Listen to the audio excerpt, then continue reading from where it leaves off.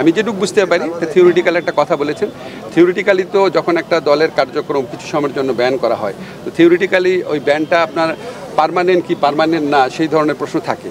কিন্তু বাস্তবিক অর্থে আওয়ামী লীগের কার্যক্রম নিষিদ্ধটা উজ্জ্বল হবে এই ধরনের কোনো সম্ভাবনা আমি দেখতে পাচ্ছি না, আমি অন্তত দেখতে পাচ্ছি না। বরং আমি যেটুকু জানি যে আমাদের আন্তর্জাতিক অপরাধ আদালতে যে প্রসিকিউশন টিম আছে সেই টিমের পক্ষ থেকে সংগঠন হিসাবে আওয়ামী লীগের বিচার চাওয়ার একটা পদক্ষেপ বরং নেওয়া হচ্ছে। কাজেই এই নির্বাচনের আগে তো দূরের কথা, অদূর ভবিষ্যতে আমি আমার পর্যবেক্ষণ থেকে যেটুকু বুঝি আর কি, আমার ধারণা আওয়ামী লীগের কার্যক্রম এটা আপনার যে নিষিদ্ধ হয়েছে এটা উইথড্র হওয়ার কোনো সম্ভাবনা নাই বাস্তবিক অর্থে। সেটা তো আমাদের প্রধান উপদেষ্টা অত্যন্ত স্পষ্ট করে বলেই দিয়েছেন, ফেব্রুয়ারি প্রথমার্ধে নির্বাচন। যতবার কথা বলছেন উনি ফেব্রুয়ারি প্রথমার্ধে নির্বাচন। তো ফেব্রুয়ারি প্রথমার্ধে নির্বাচনের পরে 1 সেকেন্ড 1 মিনিট 1 ঘন্টাও থাকার ইচ্ছা আমাদের নাই।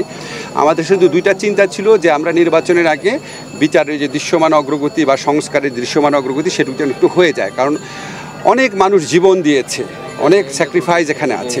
তো সেই লক্ষ্যে আমরা মনে করি বিচারের দৃশ্যমান প্রক্রিয়া তো হয়েছে এবং আমরা আশা করছি এই আমাদের আগামী নির্বাচনের আগে আমরা কিছু বিচার কাজের কমপ্লিশন দেখে যেতে পারবো।